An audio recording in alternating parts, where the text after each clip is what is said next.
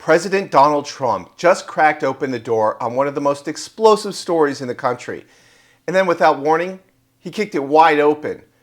As he boarded Air Force One on Friday morning, Trump was asked about the Justice Department's ongoing meetings with Ghislaine Maxwell, who's currently serving a 20-year sentence for her role in Jeffrey Epstein's trafficking operation. But before we get into the story, please like, comment, and share Explain America. We really appreciate your support for common sense journalism. Now here's the deal. Reporters wanted to know, would Trump consider a pardon? His response, quote, "I haven't thought about it. I'm allowed to do it, but it's not something I've thought about," unquote. Then he pivoted fast. He kept going. "I know the meeting's happening," he said, and he referred to Deputy Attorney General Todd Blanche. "He's a fantastic man. He's a great attorney."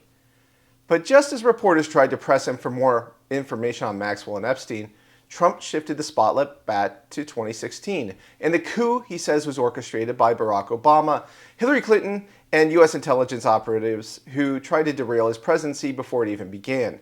He said, quote, "People should really focus on how well the country's doing, or they should focus on the fact that Barack Hussein Obama led a coup," unquote. And that's where it gets interesting, because just days earlier, Director of National Intelligence Tulsi Gabbard announced that she was turning over evidence to the Justice Department, evidence that, in her words, directly implicates Obama in coordinating the Russia collusion hoax that consumed the early years of Trump's presidency. And now, while all of that is unfolding, Ghislaine Maxwell has reportedly offered up a list of 100 individuals connected to Epstein's trafficking ring, people who may never have been named before. That's the bombshell. Maxwell's team claims the list includes Epstein associates who participated in or facilitated abuse. According to sources familiar with Friday's closed-door session, Maxwell made it clear she's willing to give the government everything she knows, names, locations, and documentation, in exchange for consideration on appeal or sentencing relief. The White House and DOJ have not confirmed the contents of the conversation. But one thing is certain, something happened in that meeting. Because shortly after it ended, Maxwell was seen walking back into her Florida prison, not in cuffs, not escorted, but carrying a box.